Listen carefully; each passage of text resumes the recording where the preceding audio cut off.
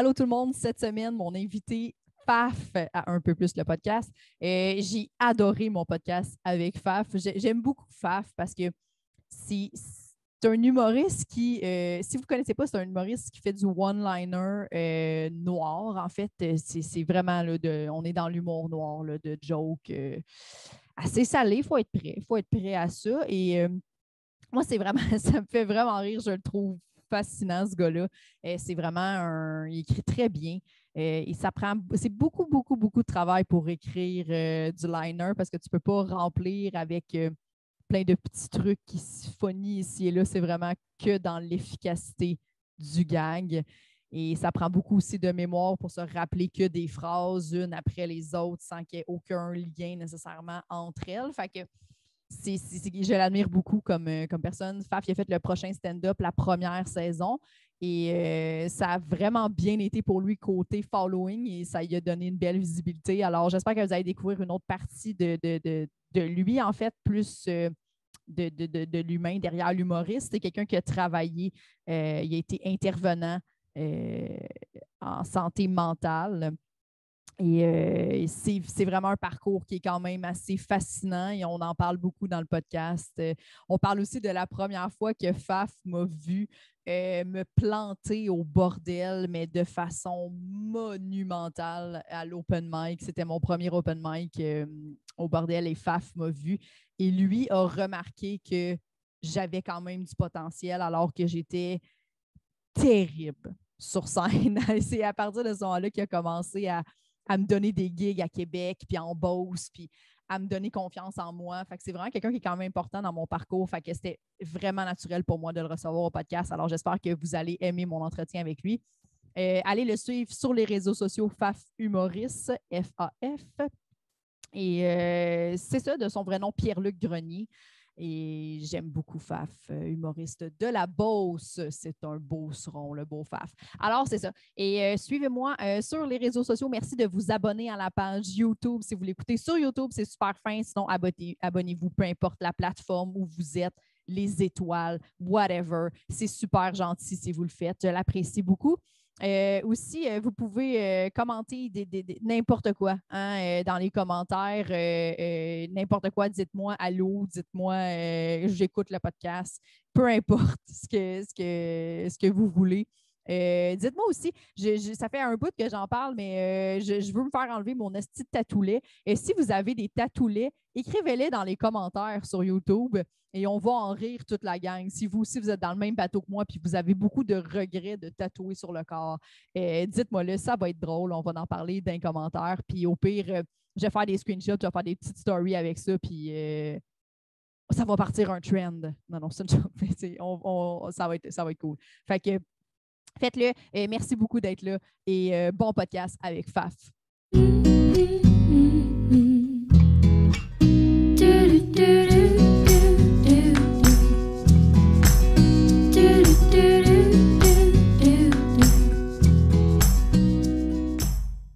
Mais je suis fier parce que je suis le premier à Québec qui a une soirée headline hebdomadaire depuis Mario Grenier en 2003 au Dagobert. Mario Grenier? C'est un animateur de radio. Mike Ward, dans son podcast, en parle tout le temps. Lui, dans le fond, il y avait un esprit de groupe de show et là, c'était genre 3000 personnes qui venaient par semaine. Pour vrai? Ouais. Oh my God! Ouais, puis là, je vais spoiler des salaires, mais dans ce temps-là, les artistes, c'était genre une première partie était payée peut-être 1500, 2000 pièces en dessous de la table, puis la tête d'affiche était payée 5000 en dessous de la table. Puis il rentrait 1200 personnes au premier étage, puis il mettait le show sur écran géant au deuxième étage. Fait que le monde, quand il riait, il piochait à terre pour que l'humoriste le sente. Oh mon Dieu, c'est malade. C'est pas mal là que Mike Ward a explosé. En tant au Dagobert, c'est ça? Au Dagobert. Ça existe encore, ça? Ça, c'est une méchante bonne question parce que je sais qu'ils se sont fait. Ils ont fallu qu'ils ferment à cause d'une connerie pour le permis de boisson. Peut-être qu'ils ont eu trop de mineurs ou je sais pas trop. C'est pas un bar de danseuse, mais tu sais, c'est un bar, là. Faut que tu contrôles tes mineurs quand même. Fait que je sais pas si ça a fermé, mais. Puis tu sais, avec même avant la pandémie, là, ça allait pas si bien que ça. Là. Je sais pas. Là. Le monde sort plus d'un bar pour faire semblant d'aimer la musique techno à 3 notes. Là. Non. Ouais, non. Mais c'est cool. Mais puis là, il y a le Comédia Club. Je sais pas si c'est ça que... Dans l'espèce de pyramide. Là. Ouais. Je suis allée, c'est une belle salle. Ouais, très belle salle. C'est un ancien Star Bar à Québec. Puis eux autres aussi, là, c'est le fun parce que avant il y avait une soirée au Boudoir. Puis non, tu sais, il commence vraiment à avoir de quoi de pas pire à Québec. Les autres, ils ont tout le temps été là par exemple. Là, mais tu sais, c'est qu'eux autres, ça va être des blocs de... Là, c'est sûr vu qu'ils ont le Comedy Club, ça va être plus régulier, j'imagine. Mais tu sais, avant, c'était peut-être un bloc de 4 mois qui avait 1 ou 2 shows par semaine, carrément. OK. Puis là, mettons, il y avait besoin pour le Comedy Office de faire de quoi. Ben, je trouve ça drôle, t'as le feeling de te respirer de même. Parce que j'ai eu un petit rapport, j'ai fait, je vais le faire en dehors de mon micro. C'est pas pour respirer.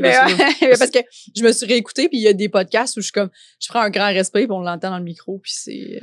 Qu'est-ce que tu vas remarquer? Là, ça a l'air pas si pire de la manière que les micros sont disposés, là, mais c'est les Christine invités qui sont tout le temps en train de faire. Ouais. Tape ça à table. Ça, là, asti que c'est agressant pour les tabarnages de micro, là. Ouais. Mais c'est pas aussi agressant que le speech de Tom aux Oliviers, tu l'as-tu vu? Non. Il est genre, le micro, c'est comme un micro, tu sais, qui capte beaucoup. Fait qu'ils ont mis un micro genre à la hauteur pour pas que le monde parle tout dans le micro. Fait que son micro était genre comme ça, mais il arrêtait pas de taper dans ses mains en même temps qu'il faisait son speech. Alors, je suis content de blablabla. Puis les commentaires sur Internet, c'était juste, arrête de taper dans tes mains, mon Dieu, il est donc bien cave de taper dans... Je suis comme, tu sais, il est super stressé.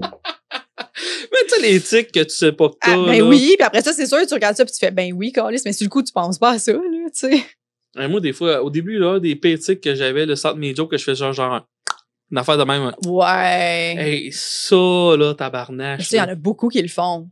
Ben, c'est une affaire que je conseille souvent aux open micers qui commencent. Écoute-toi. Ouais. Du moins, juste pour checker des fois qu'est-ce que tu fais avec tes mains. Là, tu sais, si t'es tout le temps en train de crosser ton micro quand tu parles, ou t'as des tics désagréables de même, essaye au moins de casser ça, ça va être déjà une pas pire coche. Là. Ouais. Ou gosser avec le fil. Il y en a qui entourent le fil dans leurs mains, puis là, ça finit plus, puis t'es comme, t'as l'air stressé, tu sais, vraiment, là, ça faut que tu casses. Hey, mais c'est tellement drôle, là. Juste aller voir un open mic au bordel, une place de même, puis tu check les mains. Je check même pas la bouche, la face, je check les mains, là, ça en dit tellement sur l'état d'aise de la personne. Puis ça te rappelle comment toi t'étais. Hey, tabarnache. Parlant du bordel, tu veux-tu qu'on parle de la première fois que tu m'as vu? C'est la première fois que tu m'as vu au bordel? Moi, la première fois que je t'ai vu, t'avais eu un blanc de mémoire. C'était au bordel. C'était au bordel, l'open mic.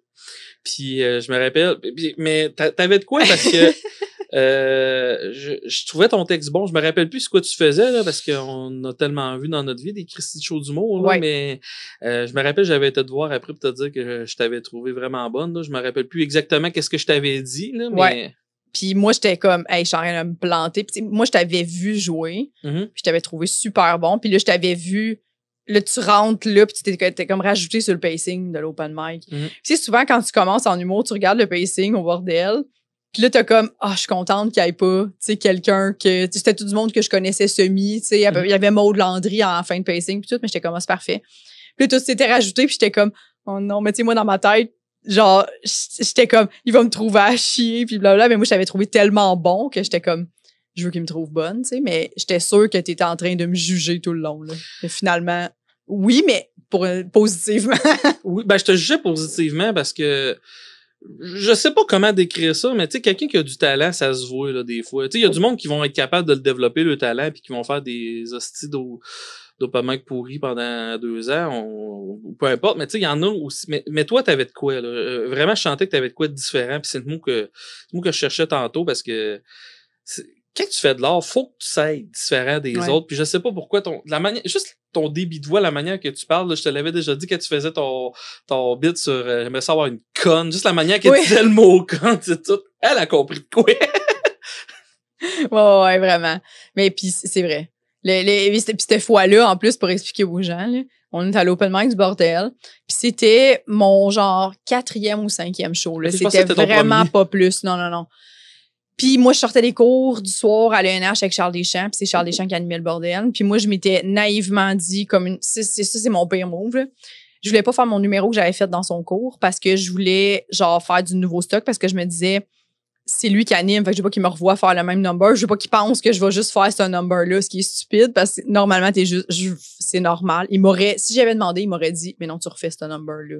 Il est rodé, tu sais, un peu. Fait que mais moi j'ai fait une V1. à l'open mic du bordel. Ce que je ne fais même pas encore aujourd'hui. Ouais, mais... Parce que c'est pas un vrai open mic, l'open mic du bordel.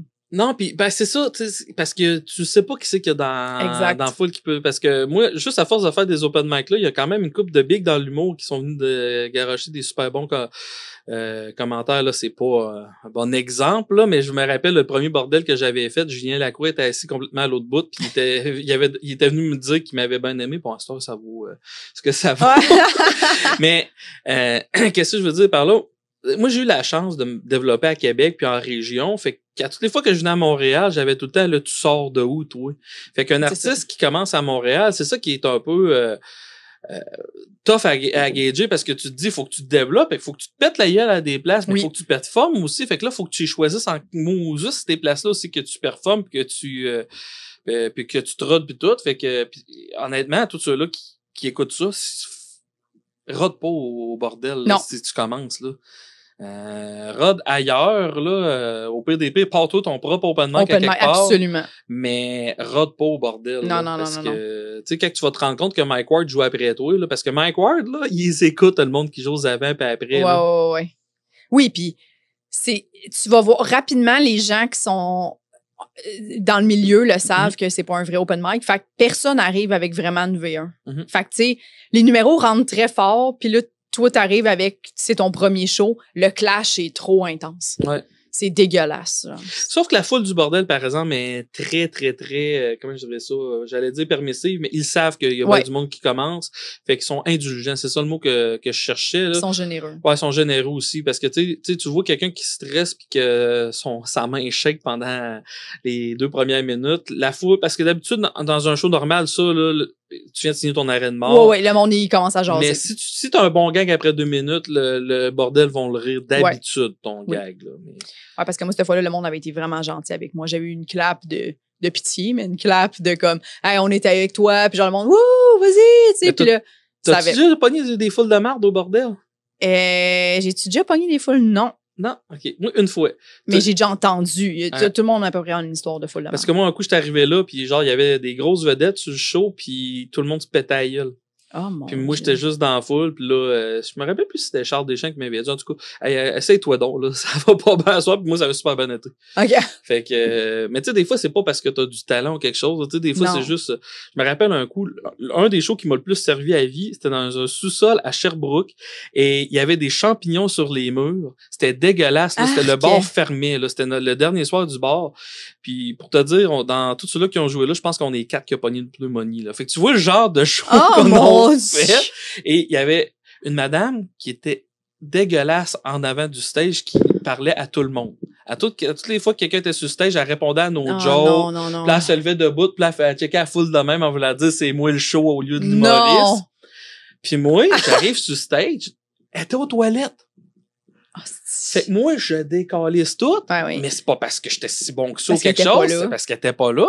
Mais Christy, Max Leblanc, il avait sa soirée à Sherbrooke dans ce temps-là, puis il avait entendu parler de ça, puis là, il cherchait quelqu'un pour faire la première partie de Jean-François Mercier, il a dit ce gars-là. Ben oui. Puis c'est à cause de ça que j'ai connu Jean-François Mercier, mais tu sais, il y en avait des aussi bons que moi, des meilleurs que moi ce soir-là. Ben là. Oui. Mais regarde, merci madame. Exactement. Merci madame d'être allée chier pendant mon number. Mais c'est bon. Mais des fois, se faire découvrir, c'est tellement des histoires de même, là. Oui. Moi, c'est pas été la grosse histoire, là. Ma vie a pas changé du jour au lendemain, mais. Ben, non, mais quand même, ça met, je trouve, ça part la roue, là. Ça met de quoi dans l'engrenage parce que, tu sais, toi aussi, là, tu m'as donné plein de gigs à Québec. Tu m'as donné, tu sais, beaucoup. Je pense mon premier vrai 15, tu sais, de région, c'est toi qui me l'as donné. Ouais, c'est ça, tu sais, comme tu m'as donné beaucoup de chance. Fait que, tu sais, juste le fait de cette fois-là, tu sais, que t'as fait check, ça n'a pas bien été, mais je veux te revoir à Québec.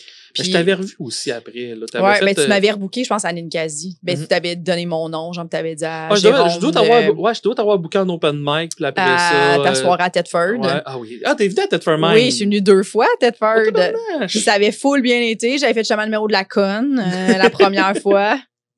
Puis après ça, j'ai fait un autre number, mais oui, ça a super bien été. Puis c'était super le fun, les 2 fois. Mais c'était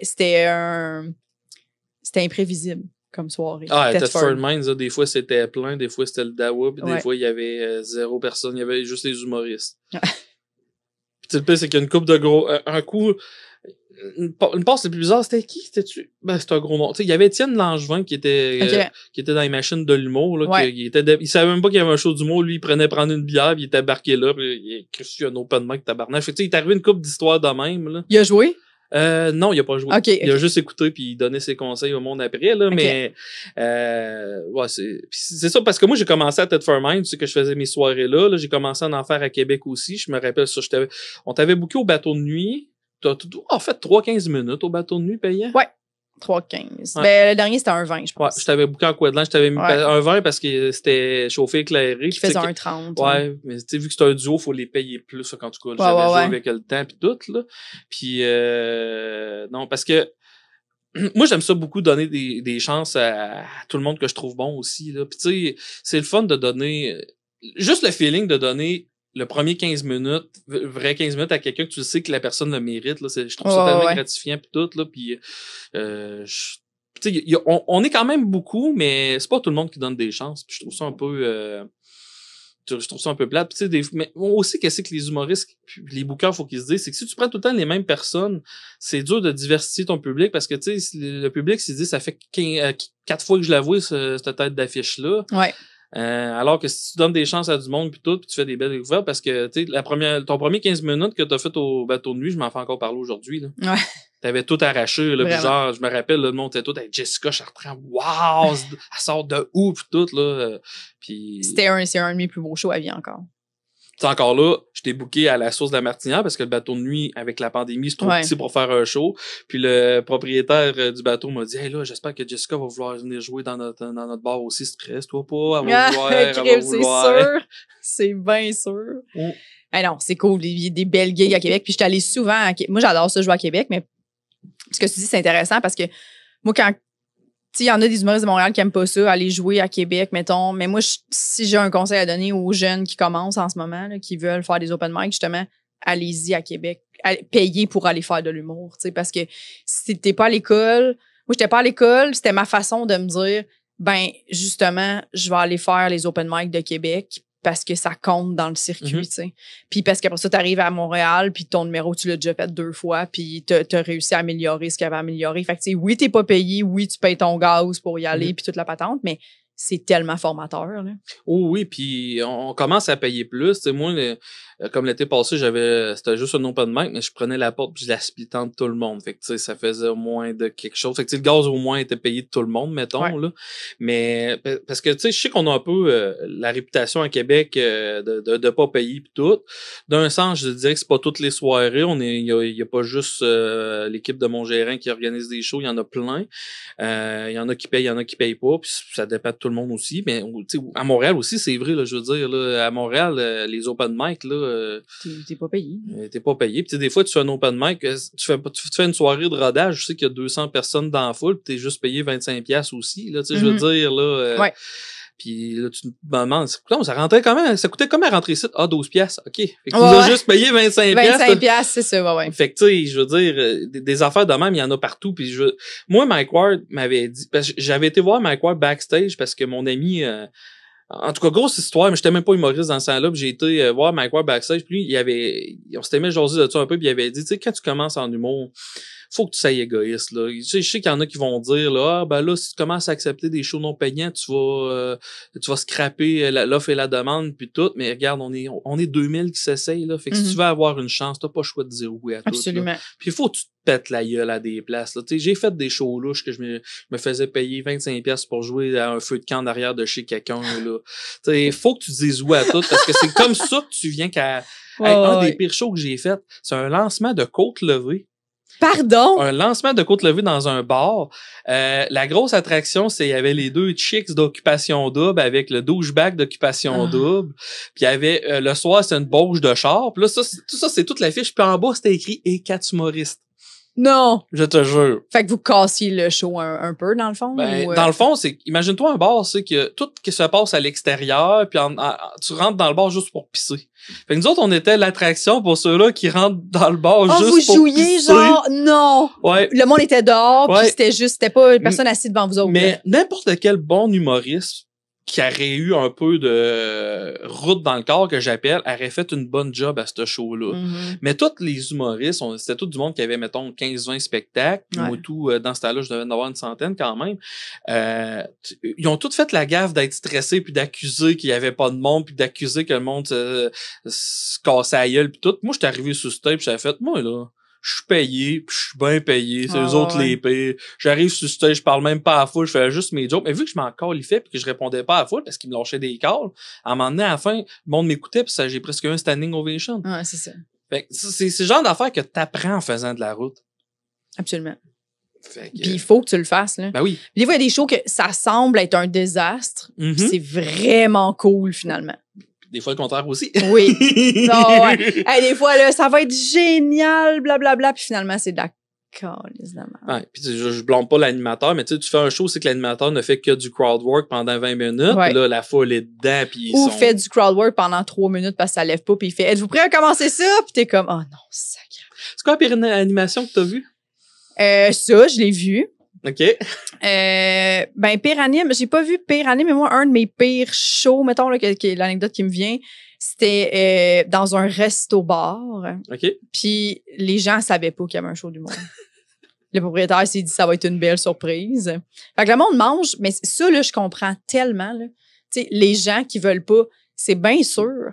Si on s'en va souper ensemble, là, puis qu'on a de quoi se compter, puis on s'en va souper pour se raconter, justement, nos vies, puis catch-up, puis que la personne fait comme, mais il y a un chansonnier qui va être là, fait que regardez-le, puis t'es comme, ben non, je vais continuer à jaser, j'ai des trucs à... Ah oui. On n'est pas là pour le show du monde. Tu sais, un chansonnier, il joue ses tunes, il s'en sac, que le monde ne regarde ou ne regarde pas, mais un humoriste, tabarnache, ça te prend un effet de retour un peu, une fois de temps en temps. Là. Absolument, absolument.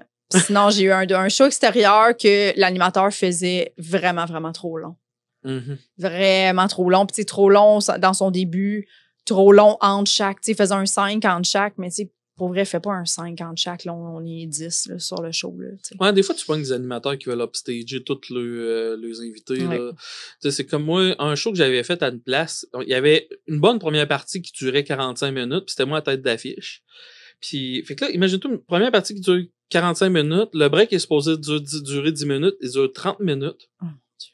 L'animateur arrive, puis il décide que c'est son moment, puis il est sourd, puis il fait 45 minutes. Non. Moi, j'embarque sur stage. Le monde s'attendait à voir sacré le camp à 10h, 10h30. Moi, j'embarque sur stage à 11h. Ben non. Pour 45 minutes. Ouais. Après ça, l'animateur vient me voir et il me dit, je te l'avais dit que t'étais pas rendu là à faire des têtes d'affiche. Fait que, tu sais. C'est pas ça. Oh mon Dieu. Hey, non, ça, là. Ça, non. Alors, c'est pas tout le monde qui font des bonnes animes, là. Non, je sais. Puis c'est pas parce que, justement, que l'animateur est super bon avec la foule que... Parce qu'il faut que tu saches qu'il y a du monde qui passe après toi. Puis dans le fond, toi, ton animateur, c'est plate à dire, mais moins que le monde se souvienne de toi, plus mieux que tu as fait ta job. C'est ça. Il y a du monde qui sont capables de faire les deux, puis ça, c'est correct. Mais non, c'est ça. Là, c'est un art animé. Là. Je sais pas. Je pense qu'il y a des cours d'animation aussi à l'école de l'humour ou des cours de soir, ou je sais pas trop. Je pense que oui, ouais. Parce que ça, c'est une affaire que le monde... Quand t'es humoriste, il faut que tu comprennes qu'il y a une différence entre être animateur et être invité. Ouais. Autant que ça qu'un invité qui fait juste du crowdwork pendant 15 minutes puis qui s'en va, là, ça et tout, des fois, ça peut mettre le choix à une place bizarre. Là. Ouais. Ça t'est déjà arrivé? Sur une de tes soirées? Sur une de mes soirées, oui. Ben, exemple, j'ai fait un show au bateau de nuit, une tête d'affiche qui me revient que, tu sais, tout le monde était... tout le monde, c'est des jokes. Dans le fond, c'est une première partie one-liner, là, carrément. Là. Puis tout le monde avait tout arraché. Puis lui, il s'était dit, pour contrecarrer ça, je vais juste faire du crowdwork. Mais la foule voulait pas de crowdwork. La foule voulait pas se faire parler. La foule. Puis lui, c'était la tête d'affiche. Et qu'il a fait son crowdwork pendant 30 minutes. Puis à la fin, il était sur le bord de pogner nerf à la foule. Je me dis, mais pourquoi t'as pas fait ton matériel? Il est super bon, ton matériel. Ouais, mais là, il y avait trop de jokes avant. Ouais, c'est un show d'humour, c'est normal qu'il y ait des jokes, là. Surf sa vague. Ben ouais, c'est donc bien bizarre. Ouais, fait que, mais regarde, c'est des choses qui arrivent, là. Mais ça, je me l'ai déjà fait dire aussi souvent, là. Hey, ben là, tu fais des jokes, là. C'est pas comme ça, un show d'humour. Ben là, désolé. Là, je fais du liner. Ben, mais... c'est sûr. Parce que tu faisais pas de crowdwork? Pas parce que je faisais pas de crowdwork, mais tu sais comment que je suis stoïque, j'ai ma face de merde sur stage, puis je compte tout le temps mes one-liners, là, fait que, tu sais, le one-liner en Angleterre, c'est pas mal le style le plus populaire. Aux États-Unis, ça commence à devenir beaucoup populaire. Ici, il y en a pas tant. Tu sais, il y a Frankie qui est le dieu du liner au Québec. Sinon, t'as comment il s'appelle, là? J'ai juste son nom Facebook dans la tête, lui qui fait des dessins bandés, là. Alex Lévesque, il fait du fucking bon liner, lui-ci, là. Tu sais, t'en as un peu, là, qui commence, là, mais. Ouais. Jean-Michel Martel aussi, il en fait quand même, mais c'est plus visuel, c'est ça. Même, tu me poserais la question lui-même, là, il considère pas qu'il fait tant de liner que ça à cette heure, il a commencé de même. Ouais. Tu nous expliquer un peu comment l'humour est arrivé dans ta vie, vu que pour les gens qui te connaissent pas? L'humour, boy!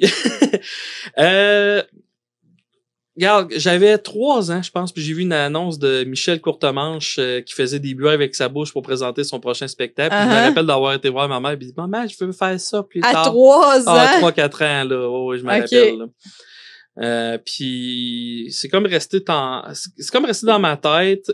J'ai le syndrome à l'école primaire, j'essayais de faire rire tout le monde, mais c'était jamais moi le plus drôle. Okay. Fait que c'était tout, là. Tu sais, t'as quelqu'un qui faisait rire tout le monde, puis après ça, moi, je disais de quoi, là, c'est ça, ta gueule, Pierre-Luc, là. Ah, l'affaire de trop, là. Mais j'ai été trop loin. Même au primaire, là, notre professeur, notre prof, son père beurre. Puis là, moi, je vais en faire une joke vraiment pas de classe. Pas vrai? Ouais, en 5e année. T'en rappelles-tu de la joke?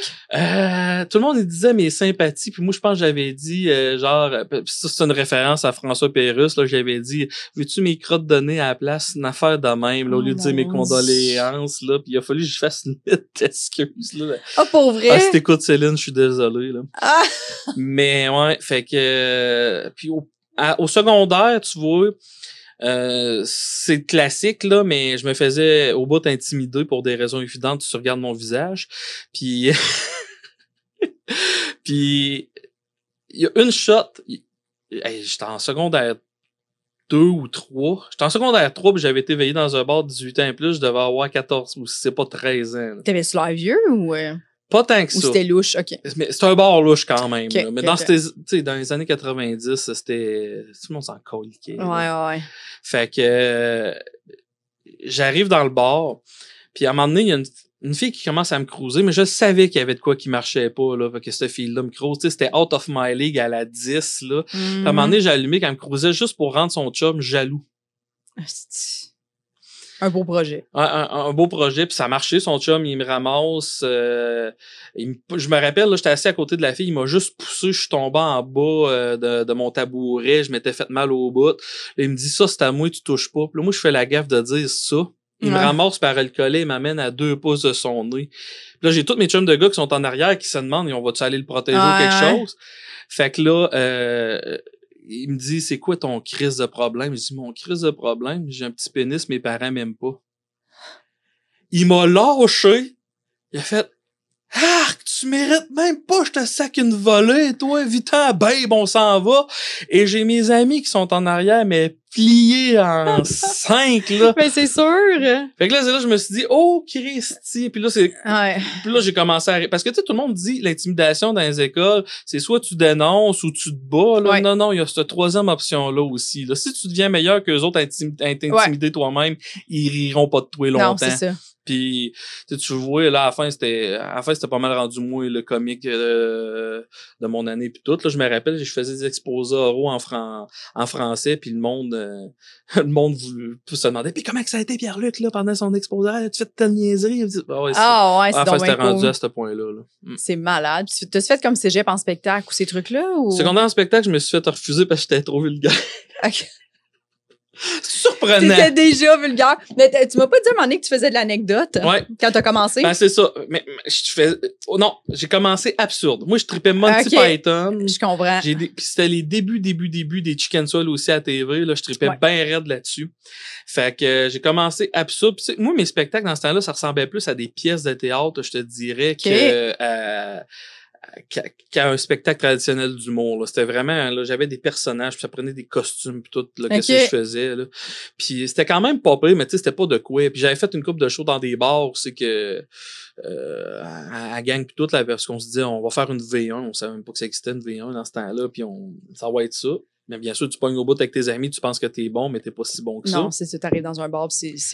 Là, après ça, j'ai lâché. Puis, tu sais, moi, il m'est tellement arrivé d'histoires invraisemblables dans ma vie que je me suis dit que je m'ai commencé à être anecdote.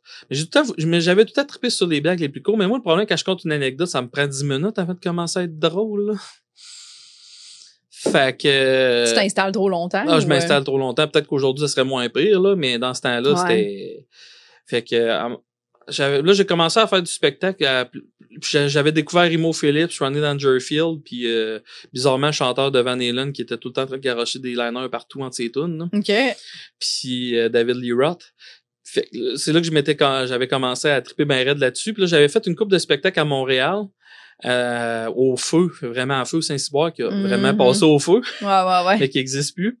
Puis je me pensais super bon, puis à un moment donné, je me suis réécouté, puis j'étais donc ben mauvais, tabarnak. T'as encore les enregistrements de ça? Oh oui, j'ai des vidéos de ça. J'ai des vidéos sur YouTube de moi qui datent de 2010-2011. C'est vrai? Ouais. Je pourrais te montrer ça. Ben oui. Je faisais tous mes shows en veston-cravate dans ce temps-là. Pour vrai? Ouais. Wow! C'est sûr que je veux voir ça. Il fait chaud dans un Christophe de veston-cravate. Oui.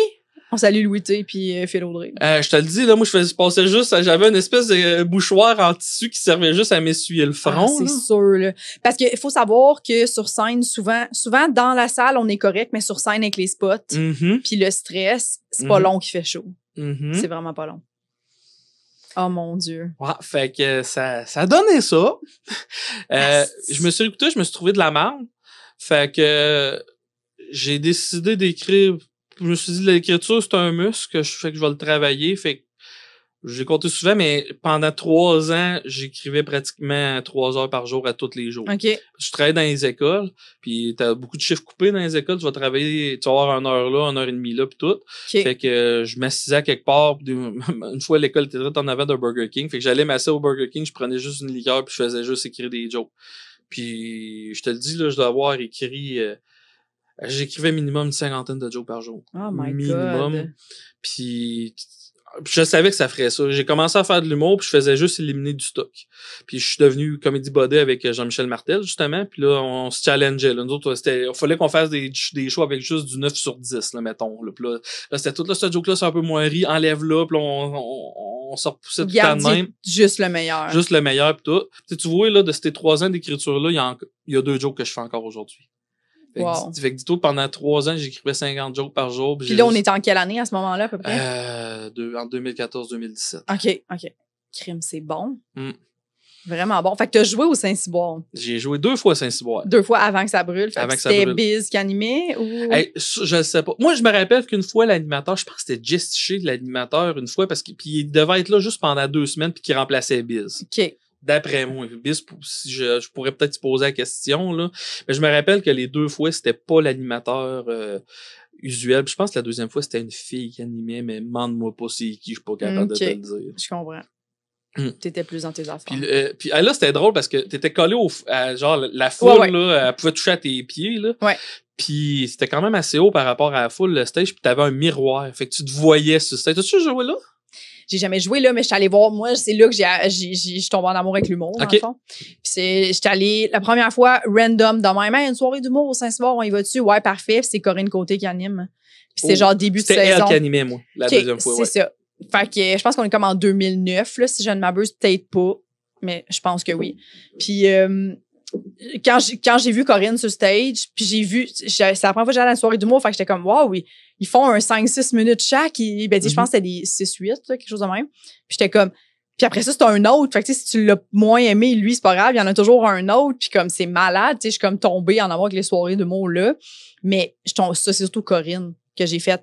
C'était la première fois que je voyais, 2009, mettons, c'était pas... Il y en avait des bonnes filles, mais comme Corinne, je trouve qu'elle a vraiment changé quelque chose, là, tu sais. Fait que moi, quand j'ai vu animer, j'ai fait, OK, ça peut être ça.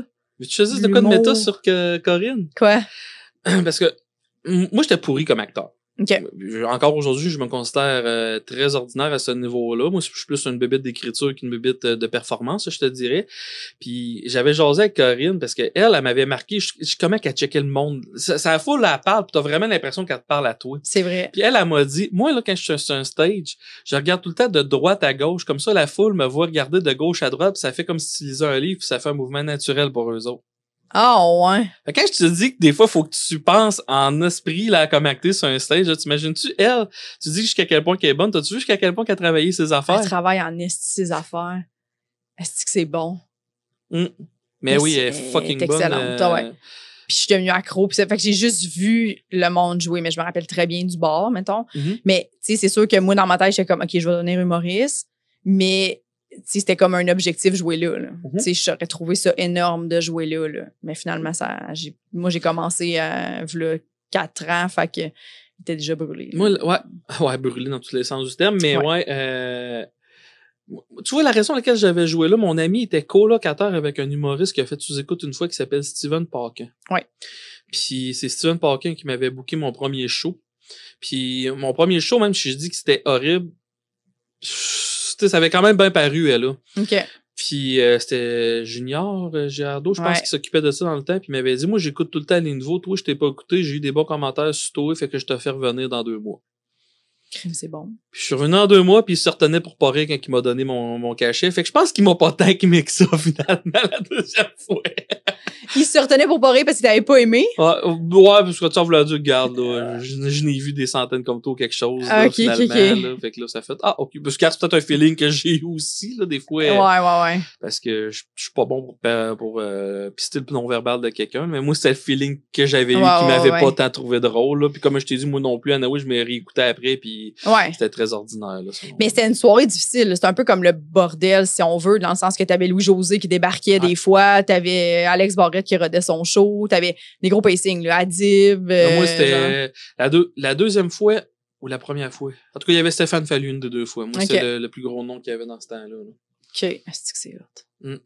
Des gros shows. Oh oui, mais c'est ça qui est un peu absurde au Québec, parce que tu sais aux États-Unis les vrais open mic, ça arrivera pas, ça peut arriver, mais faut que tu fasses une chanson en tabarnache qu'une méga vedette passe.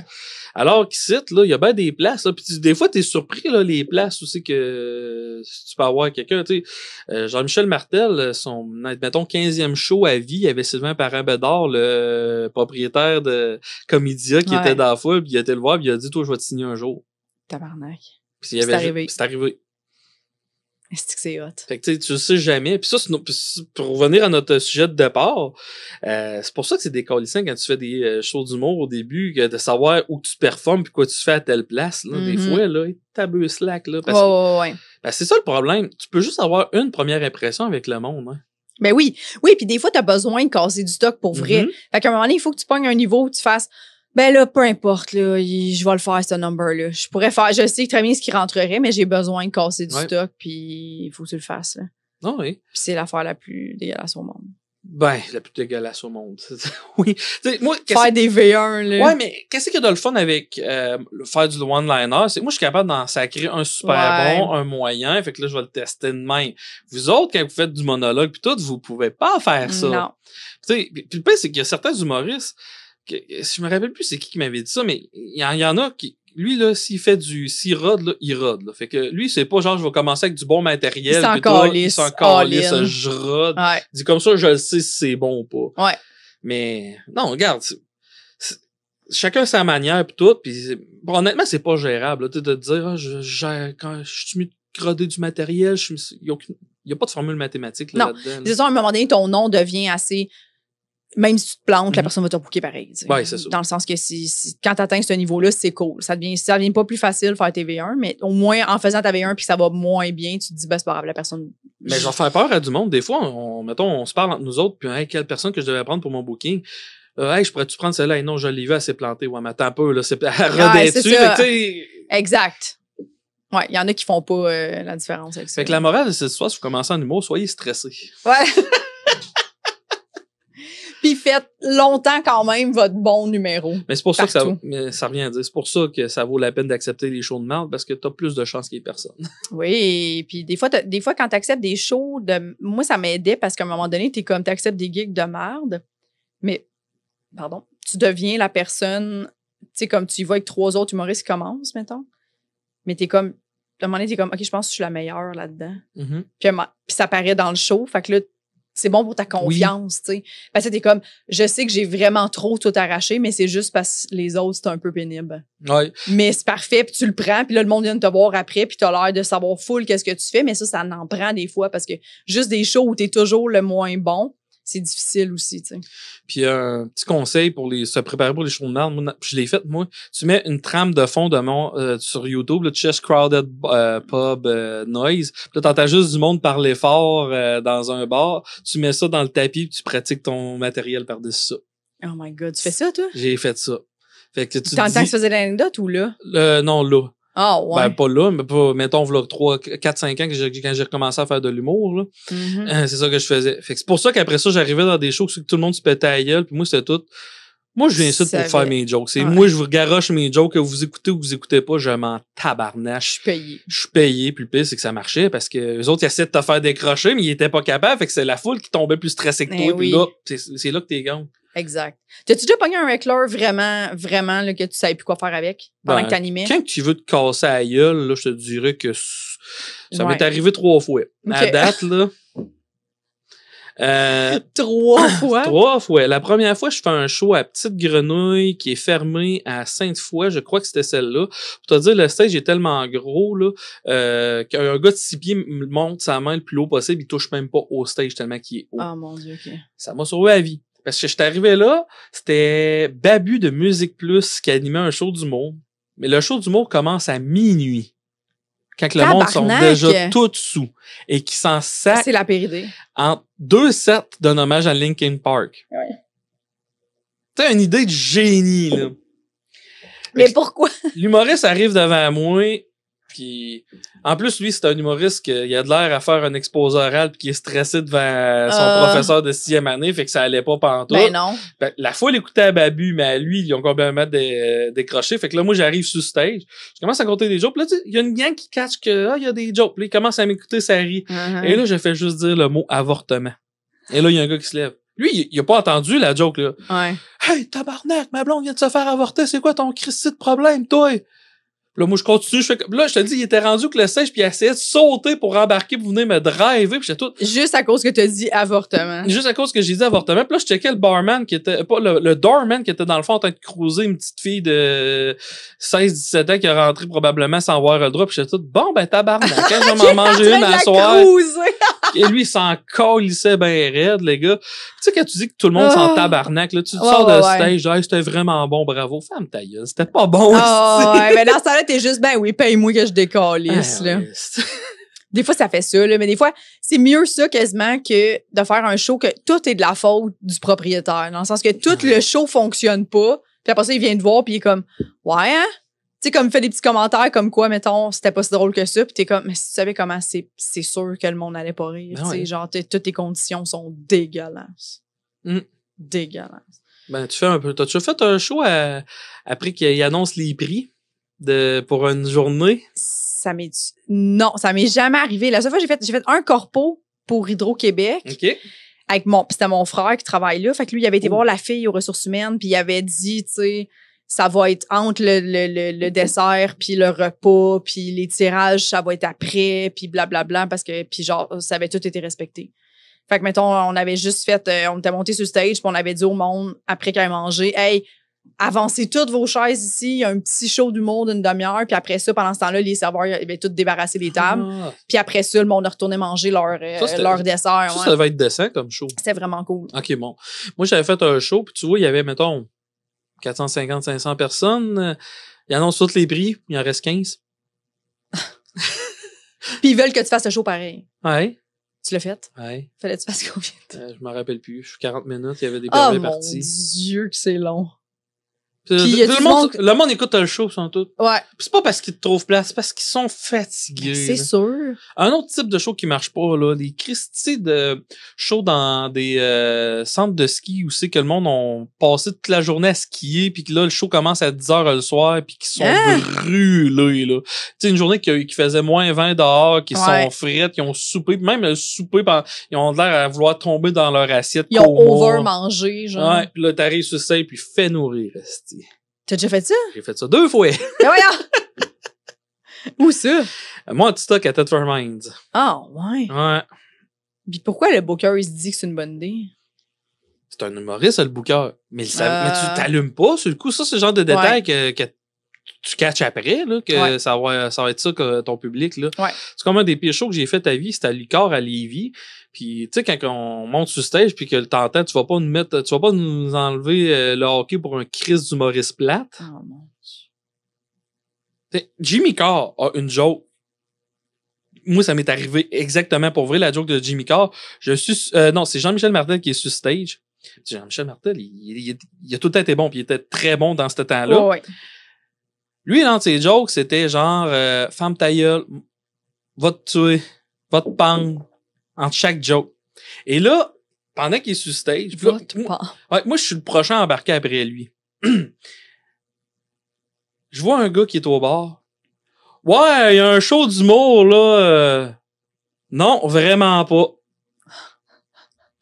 Fait que tu peux catcher c'était quoi la question du non, bon, vraiment pas. Hey, moi, ça a fait, non, OK, vous avez scrappé ma soirée, je vais scraper votre soirée en tabarnak, mes hosties. Fait que j'étais arrivé sur stage puis j'ai improvisé l'histoire la plus scatophile, dégueulasse, pédophile que j'ai pas pu. Ils appellent ça The Aristocrat, là, j'ai fait ça pendant 10 minutes. T'as improvisé? Oh, ouais, pis c'était même pas des jokes, là. Je comptais l'affaire la plus dégueulasse qui me venait en tête. Je me suis dit, vous rirez pas, mais vous allez m'écouter en tabarnache. Ils ont écouté? Ils ont écouté. Et la fille, quand elle m'a payé à la fin, ben, je t'ai payé pour ça, moi, là. Elle m'a donné, le chèque était de main. Je te le dis, là, elle shakeait, là, elle m'a donné, j'y ai fait peur. Elle voulait que tu décalisses. Elle voulait que je décalisse. Mais un show, là, justement, que j'ai fait dans un resto. Puis c'était Marco Métivier après. Okay. Qui faisait une demi-heure, puis moi, je faisais 15 minutes. Puis c'est ça, c'était la faute du propriétaire, là, cette fois-ci. Là, c'était vraiment un resto-bar. Puis c'est ça, le monde ne savait pas. Puis il était assis, genre, tu sais, mettons, rien en avant. 2 tables là-bas, 2 autres tables là, puis déjà le resto, et il y avait pas grand monde, là. Fait que, puis le propriétaire voulait pas fermer les télés. Fait que là, j'étais comme, ben, ça va être de la merde. Ça a été vraiment de la merde parce que là, l'animateur voulait faire un peu de crowd work. Évidemment, le monde était en train de manger. Fait que le monde répondait même pas.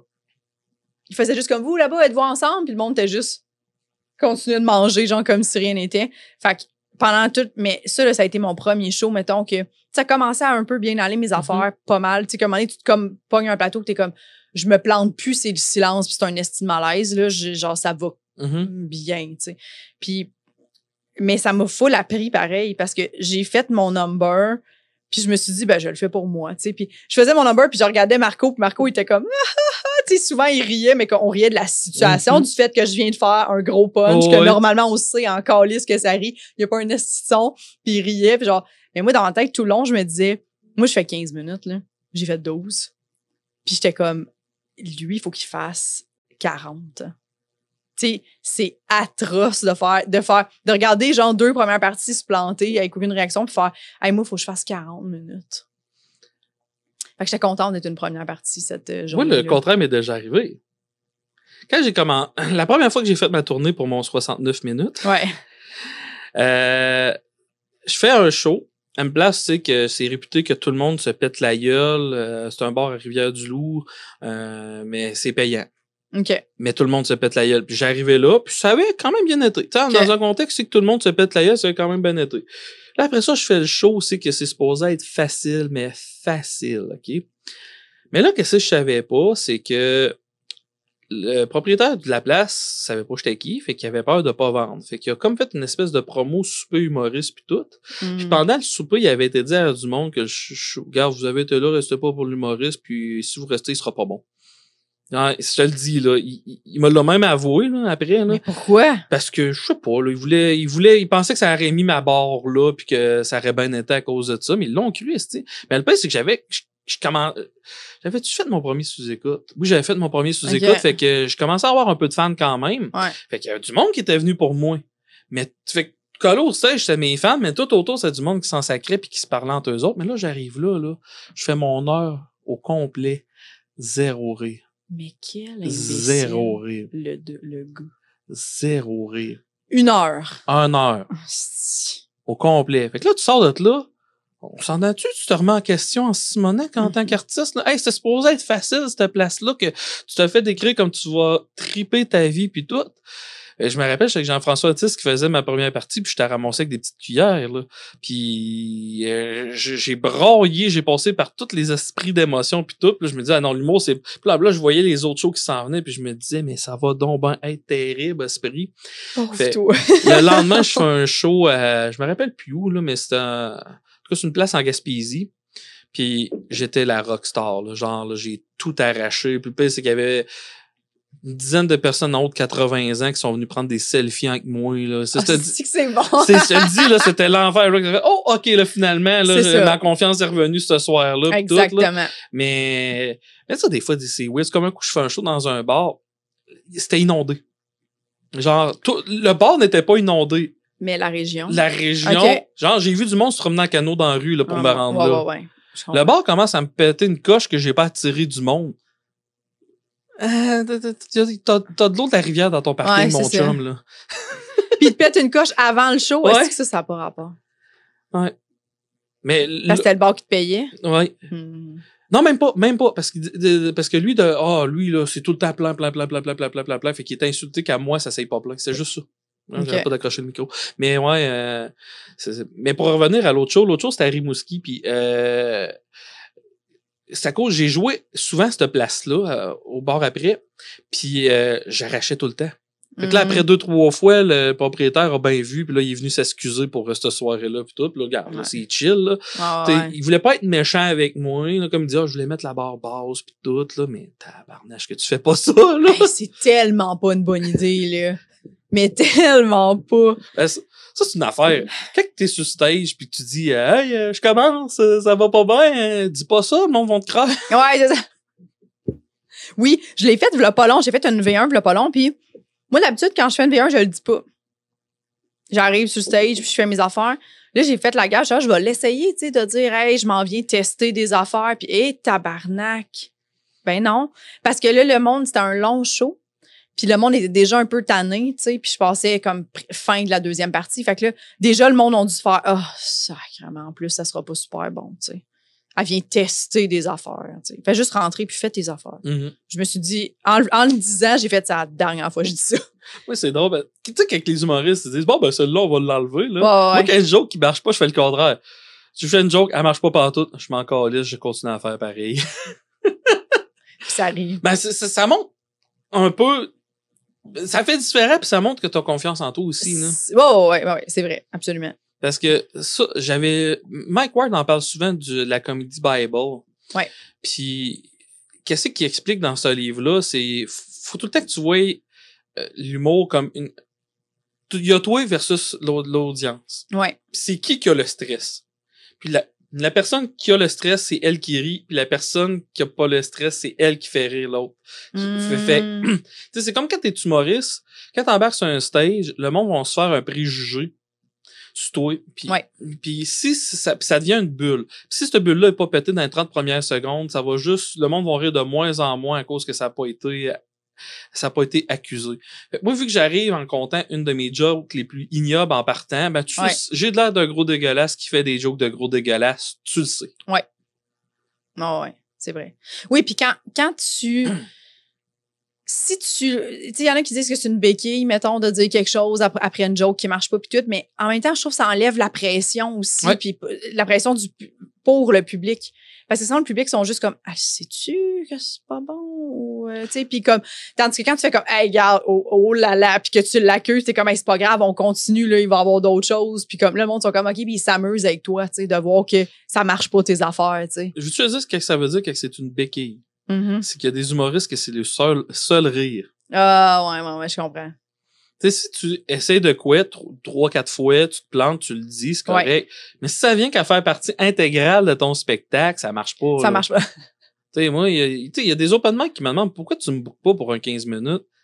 Fait 2 ans, je te vois, ça fait 2 ans qu'à cette joke-là, tu dis, hey, celle-là, on va l'enlever. Pourquoi tu l'as pas enlevé? Oh mon Dieu, tu me niaises. Ben, hey, je te dirai des noms d'erreurs du podcast. Du gossip. OK, mais tu veux-tu nous parler un peu de ton parcours d'éducateur spécialisé? Éducateur spécialisé. Tu vois, j'ai été moi, je voulais être en informatique. OK. Avec ma face, ça surprendra pas personne, là, mais je voulais aller en informatique. Puis, j'avais pas mes maths fortes, fait que j'ai décidé d'aller en électronique.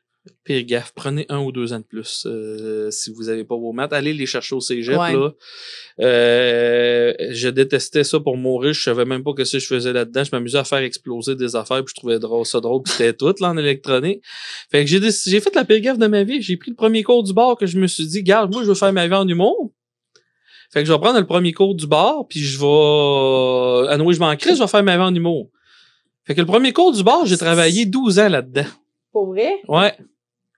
Ça paraît que t'as travaillé dans un resto. C'est réducteur. Ben non, c'est exactement ça. Mais ouais, mais tu sais, le pire, éducation spécialisée, dans le fond, c'est de la relation d'aide. Puis la majorité du monde qui vont là-dedans, puis je veux pas trop bâcher sur ce monde-là parce que ça peut en faire des très bons éducateurs et éducatrices, mais la majorité du monde qui s'en vont là-dedans, c'est du monde qui ont beaucoup de problèmes, qui ont vécu des enfances difficiles puis qui se disent « Je vais régler mes problèmes en réglant ceux-là des autres. » Oh, ouais. Tu sais, moi, j'étais arrivé là-dedans, puis ça m'intéressait la psychologie humaine, ça m'intéressait de savoir qu'est-ce qui pouvait amener à la criminalité, qu'est-ce qui pouvait, tous les troubles, dysphasie, dyspraxie, toutes les affaires. Tu sais, ça m'intéressait d'apprendre là-dessus, pis tout. Déficience intellectuelle, toxicomanie, pis tout. Fait que, moi, j'allais pas mal différent des autres qui étaient dans ce cours-là. On était une petite gang de même. Mais tu sais, il y avait trop de classiques, pas la moitié, mais une bonne base d'étudiants, c'est du monde qui avait fait le vie dans des centres jeunesse puis qui se disait, je vais aider les autres, puis ils travaillent plus en éducation spécialisée, là, ce monde-là, aujourd'hui. Là, c'est assez rough, là, comme job, là, vraiment, là. Puis, fait que j'ai fait mon cours, puis honnêtement, éducation spécialisée, là, si t'es moindrement bon à l'école, t'es capable de passer 3/4 des examens sans même avoir assisté au cours. C'est vrai? Ah ouais, c'est ça que t'as fait? Non, moi, j'ai... OK, t'es allé au cours. J'allais au cours. J'allais à tous les cours. Tous les livres, fallait lire. Je les ai tous lus. Mais, tu sais... Moi, c'était drôle, là, le matin, là, tu voyais tout le monde qui était dans le cahier en train de... Qu'est-ce qu'il y a? Mais là, il y a un examen. OK. Tu savais pas qu'il y avait un examen? Tu pas? J'ai jamais étudié dans ce cours-là. Est-ce que c'est bon? Je te passe. Ouais, j'ai passé, mais ça, là, tu sais, c'est comme t'apprends l'approche behaviorale, OK? Là, ils te disent, là, ça, c'est l'approche que tu vas te servir le plus dans ton métier. C'est, s'il y a un cours, faut que t'écoutes, c'est lui. J'arrive à l'examen. L'examen, c'est qui a inventé l'approche behaviorale? En quelle année? On s'en calisse. Puis toutes des hosties de questionnements qu'on s'en calisse. Moi, je m'attendais à des mises en situation. À des mises en situation, genre, il arrive telle affaire. Dans ces 3 approches, pourquoi tu prendrais l'approche behaviorale? Exemple, l'approche behaviorale, c'est vraiment, tu fais un système d'émulation. Qu'est-ce qu'un système d'émulation? C'est, à toutes les fois qu'un enfant fait du positif, tu lui donnes du positif. À toutes les fois que quelqu'un fait du négatif, tu lui donnes, pas une tape sur les doigts, mais genre, une conséquence, comme. OK. C'est qu'on fait presque tout le temps, nous autres. Bref, fait que, je me rappelle, je m'envoie le prof. Le cours d'après, le prof nous donne nos notes. Là, je vais voir le prof, je dis, excusez, mais ton examen était pas bon. Je dis, tu nous dis jusqu'à quel point que c'est important, pis les questions que tu nous poses, c'est de la merde. Là, elle commence à me péter une coche pis tout, pis on se pogne. Là, je m'en vais masser. Là, elle me recorde. Je dis, ouais, ton examen. Ouais, t'as eu 100%. Ouais. Mais pourquoi t'as chialé? Parce que ton examen était de la merde. Je chiale pas parce que j'avais une mauvaise note. Tu chiales parce que ton examen valait pas de la merde. En tout cas. Petite aparté de même, je suis même pas sûr qu'est-ce que ça veut dire aparté, mais bref, continuons. Fait, j'ai travaillé là-dedans. Quand j'ai sorti de mon cours, j'ai travaillé en déficience intellectuelle pour le CRDI, Centre de réadaptation déficience intellectuelle, de Chaudière-Appalaches, ma région. J'ai travaillé 2 ans pour eux autres. Après ça, j'ai été 1 an et demi en toxicomanie. Puis après ça, j'ai fait un bon 12-13 ans dans les écoles. OK. Puis là, dans les écoles, c'était quoi principalement? Les écoles, j'ai tout fait. T'as des classes de déficience intellectuelle. Okay. Fait comme j'avais un background là-dedans, j'ai commencé dans ces classes-là. Ça, c'est quand t'as pas de trouble de comportement, puis moi, dans les au CRD, j'avais des méchants troubles de comportement. Tu veux, je te conterai une couple d'anecdotes, mais dans les écoles, j'en avais pas, fait que ça allait bien. Ça, c'est la job, là, de rêve que tout éducateur et éducatrice veut se ramasser, là, dans les écoles. Les écoles. Ouais. Après ça, j'ai commencé à travailler en troubles de comportement. Puis ça allait bien dans ce temps-là parce que je me posais pas trop de questions, puis j'étais quand même assez de faire, je te dirais, puis t'as pas le choix de l'être, là, t'as pas le choix de trop t'attacher puis commencer à trop creuser. Fait que ça allait bien mes premières années, mais quand tu commences à creuser puis tu te rends compte jusqu'à quel point que ça va pas bien à la maison, que des fois le problème se réglerait demain, mais tu peux pas le faire le demain parce que le système t'en empêche, là, tu commences à donner sur ta job, tu commences à voir des affaires que t'aurais pas dû voir, puis là, après ça, tu commences à sombrer puis à sombrer.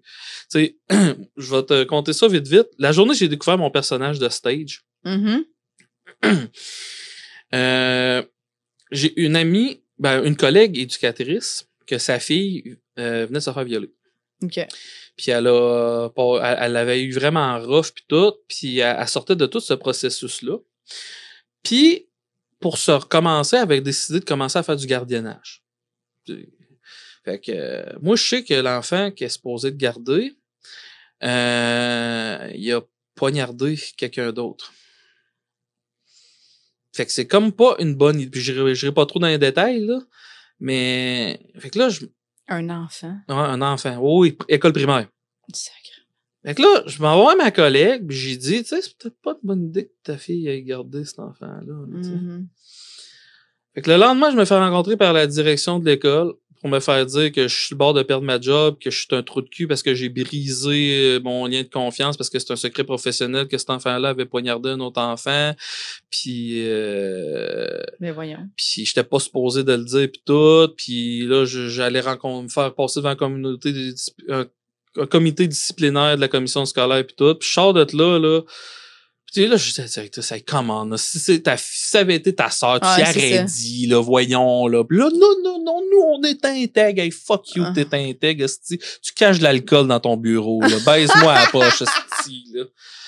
Fait que là, c'est une grosse histoire de même. Puis là, moi, je sors de ce bureau-là et je suis mort. Mais je suis mort en dedans. Là, j'ai perdu foi en la race humaine. Puis là, il y a une petite fille, parce que je m'occupais du service de garde, elle vient me voir, elle dit « Monsieur Pierre-Luc, c'est quoi qu'on fait service de garde à soir? » Je sais pas. Pas rare. C'est que tu trouves drôle. C'est votre face, elle est drôle. Ah ouais. J'ai découvert mon personnage. Grâce à une petite fille, est-ce que c'est bon? Merci, cette petite fille-là. Ouais. Wow. Ouais. Là, tu l'as essayé, puis c'est sur scène. Ce soir-là, je peux même te dire c'était où. Christy, c'est quoi la soirée que Sam Bergeron s'occupait, là? Aux As. Aux As, c'est ça. C'était aux As. Ouais. Ah, c'est hot. Hein? Merveilleux. Je l'ai même en vidéo, ça, là. Je te dis, première fois, tu devais capoter, là, parce que c'est quand même quelque chose, c'est important à trouver son personnage. Oui, puis c'est le premier coup de ma vie que j'embarquais sur un stage puis que je chantais pas énormément, mais que le monde riait avant même que je dise de quoi. C'est hot. Parce que avant t'étais souriant. Le monde qui t'a vu sur scène, tu souris pas, t'es stoïque, t'es le personnage du gars qui s'en crisse, qui vient faire ses affaires, puis sauf avant que tu souriais. Ouais. C'est ça. Avant je souriais. Avant je sais pas je souriais, mais tu sais je comptais mes jokes pis tout, puis je savais pas parce que tu sais comme si t'étais toi, mettons. C'est ça. Comme j'étais moi, puis il y a une affaire qui s'appelle le deadpan, qu'à peu près toutes les personnes qui font du one-liner font, c'est genre t'es stoïque, t'en as qui vont le faire heureux, mais c'est tout, ils appellent ça du deadpan. Puis c'est là que j'ai catché c'était quoi le deadpan. À cause de cet événement-là, c'est là que j'ai été capable de catcher qu'est-ce que je faisais. Puis juste avec mes faces que je faisais sur stage, comment je ressente mes jokes, je chantais que mes rires étaient beaucoup plus forts. Fait que c'est comme ça que j'ai découvert ça. Et oui, clairement, parce que ça met quelque chose au clair avec le public. Ça fait, c'est pas juste Pierre-Luc qui vient me raconter des jokes que je sais que Pierre-Luc pense pas. C'est genre, OK, il y a littéralement un personnage qui vient me raconter des... Puis là, c'est drôle. Pour ça que, depuis que je suis ticu, je me fais appeler Faf. Pour Fafouin, qui est le nom d'un clown. Et non pas France au français, mais ça, j'embarquerai pas trop là-dedans. Ouais, je me suis rendu compte dernièrement que Faf, ça veut dire France au français, c'est un mouvement d'extrême droite en France. Pour vrai? Ouais. Mais. Viens chier. Ouais, ben c'est ça, là, regarde, là. Moi, ça vient de Fafouin, qui est on les connaît un pas, clown qui faisait des spectacles avec Pascaro, parce qu'en Beauce, tous les villages ont le Fafouin, c'est comme l'idiot du village. OK. Puis moi, vu que j'étais le comique de ma gang, ça. Ils t'ont appelé de même? Ils m'ont appelé de même, là. Fait que. Est-ce que ça me fait rire, les surnoms? Souvent, en région, il y a des surnoms. Oui. Ça y va, là. Fait comme Michel Grenier se fait appeler tout nu. Regarde, tous les villages en Beauce, ils ont tous un bedeau puis un bezo. Pour vrai? Ouais. Toutes. Puis c'est-tu cool? C'est genre un compliment ou c'est... Regarde, le bedeau, c'est lui qui travaille un peu trop pour l'église, puis le bezo, c'est lui qui est sous. Fait que je sais pas, là. Est-ce que c'est bon? Puis c'est comment commencer l'humour à Tedford? T'étais-tu là? Ouais, ben, regarde. Tu sais, quand tu commences de même, puis que t'as pas été dans le milieu, puis que t'es pas stressé, mais t'es à côté du milieu, tu sais pas comment ça marche. Tu comprends pas pourquoi faut que tu fasses un 5 minutes, puis que faut que tu l'améliores, puis tu montes, puis tu comprends pas ça. Fait que faire de l'humour à tête fort, c'est tu te penses bon, tu t'écris 1 heure de spectacle, parce que y a pas personne qui veut te booker, puis moi, en plus, dans ce temps-là, dans le temps, les shows étaient tous payants, là. Fait que, tu sais, si tu voulais booker quelqu'un pour un 300$, tu bookais pas le gars que t'as jamais vu, que tu sais pas c'est qui, là. Non. T'sais, ça te prenait une valeur sûre, puis j'ai compris, mais oui. ça là, j'y comprenais pas, tu comprends? Fait que là, moi, qu'est-ce que j'ai fait? J'ai pas besoin du milieu, moi, que ça m'a fait? Ben, va monter mon heure de spectacle tout seul, puis m'en va aller à faire dans un bar. Fait que tu le fais 3 fois devant tes amis, c'est bon, tabarnache. Tu le fais une 4e fois dans un bar aussi que c'est pas tes amis, puis que ça se bat devant toi, puis que la barmaid te regarde pourquoi que t'as arrêté, c'est qu'il faut rien que se battre. T'as fait ça? Oui, t'as loué un bar, genre? Ouais, à Disraeli. Ça me tente pas. Ça me dérange. Hey, regarde, Christy de place de tout croche, OK? J'arrive là dans le bar. Tu sais, là, quand il laisse la lame de rasoir dans les toilettes pour que le monde puisse s'accouper le Christy de ligne de poudre, là. Mon Dieu. Tu sais, l'entraide de région, là. C'est fin. Fait que moi, j'arrive là. J'embarque sur stage. Pis tu sais, encore là, il voulait un chansonnier, il voulait pas un humoriste. Là, là, je faisais 1h30. Calisse, 1h30 de stock pas rodé, vraiment. Non, hein, c'était des anecdotes pis tout, hein. Fait que là, je suis sur stage, je fais mon premier 45 minutes. Mais qui était là? Il y avait une 30aine de personnes. Ah! Ça coûtait 15$ rentrer, puis ils ont payé, c'ti. Fait que je commence à faire mon spectacle. Tu sais, il y en avait 5 qui m'écoutaient puis qui me trouvaient drôle. Le reste, s'en ici. Puis je fais mon premier 45 minutes, ça parlait tout le temps. Je faisais les réponses que tous les humoristes font, là, genre « Hey, ferme ta gueule, faut que je paye ton BS ». Mais tu sais, je l'assumais pas, fait que j'avais juste l'air baveux, là. Ouais. Fait que je fais mon break, puis là, je peux pas continuer, tabarnak, ça n'a pas de style de bon sens. Fait que là, ceux-là qui m'écoutaient, ils disent là, tu vas voir, on va le jaser, là, ils parleront plus pendant ton number. Fait que moi, je suis tout content, j'ai du monde de mon bord. Fait que j'embarque sur stage. Là, il y a un gars qui commence à parler, un des 5 qui m'aimait beaucoup. Il se lève, il dit « Tu vas-tu t'enfermer ta calisse de gueule? » Il dit « Calisse un coup de poing sur la gueule. » OK, direct. Fait que là, moi, je suis tout. Puis là, la barmaid me regarde. Continue. C'est qu'une bataille, c'est normal. Ouais, c'est ça. C'est normal. C'est vraiment cette face-là, là. Tu te sentais pas à l'aise de continuer? Ben, j'ai arrêté de rester là, moi, fuck off. Là, elle me paye quand même. Là, elle est toute, là, regarde, je suis gentil, là, je vais te payer quand même si t'as pas tout fait ton temps pis tout. Là, je sors de là, pis là, c'était mon chum de gars qui faisait mon son, pis là, pendant qu'on pacte notre son, c'était en temps. Il était temps que vous crissiez votre camp, il y aurait eu un cadavre ici. Tabarnak! Il était 10h30, puis à 11h, parce que ça, c'est un bar qui fermait à 3h. À 11h, les policiers ont fermé le bar parce que ça virait en bagarre générale. Puis je pense qu'il y en a un qui a passé un gars au travers d'une fenêtre. Fait qu'il était temps que chaque mon cas d'être là. Ça brosse à Disraeli? Ouais, je me suis fait offrir 2 shows à Disraeli, puis c'était là, j'ai dit non les 2 fois. Je m'en sac du cachet, je vais pas jouer là. Pour vrai, à ce même bar-là? Il y a une salle de spectacle. Il y a une salle de spectacle. Ça, j'ai joué là, puis c'est Mick Lafontaine qui organise les shows. Puis ça, c'est sa coche. OK. Mais genre, dans le bar, là, oublie ça, je joue plus jamais là. Asti de Christ. Ben, je comprends. C'est un traumatisme à vie. Mais tu sais, j'ai déjà vu Mike Ward dans un bar, c'était Guy Bernier qui faisait sa première partie. Puis le monde s'était défoncé pendant Guy Bernier. Puis il faisait exactement le même temps les deux. C'était 1 heure. Fait que là, il prend un break de 15 minutes. Mike Ward rembarque. Je te dis, Mike Ward doit avoir fait 5 minutes. Même pas, là. Même 5 minutes, je suis généreux. Il a dit, vous m'écoutez pas? On s'en calisse. Vous avez payé pour moi, ouais, mais on s'en calisse. L'autre était plus drôle que toi. Ben, c'est beau, je décalisse direct là. Il décalisse, il s'en va se faire payer. Le propriétaire du bar. Ah, t'as déjà fini? Ouais, j'ai fait mon heure. C'est beau, t'as. Puis il crisse son camp. Wow! Mais ces places-là, ça a beaucoup de respect pour l'art. Ouais, tu sais, Easy Broughton, ils ont fait des shows d'humour 5 années de suite. Les 5 années, les humoristes avaient envie de fesser l'organisateur tellement que non seulement c'est un désastre, mais c'est un désastre qui te met en tabarnache, là. Oh, ouais. T'sais, Jean-François Mercier, il a déjà joué là, puis il a juste insulté à la foule pendant 15 minutes, puis il a sacré son camp, là. Puis là, tu parles de ça aux organisateurs, puis ils sont c'est drôle, les humoristes viennent se péter à gueule. Pourquoi vous invitez des humoristes? C'est pas drôle. C'est pas drôle, là. Oh mon Dieu. Puis pourquoi ils veulent blanchir du cash, dans le fond? Peut-être. Ben, lui en question, non, mais j'ai déjà vu des affaires de même. Ben oui, c'est sûr. Je dirais pas, regarde, t'as dit blanchir du cash. Je parle de la Broussaille, le bar de danseuse à Québec, à Québec, aussi qui ont eu bien des choses du monde. C'est juste un addon que je parle de la Broussaille quand t'as dit blanchir du cash, ok? C'est juste un addon, ça n'a pas pantoute rapport, ok?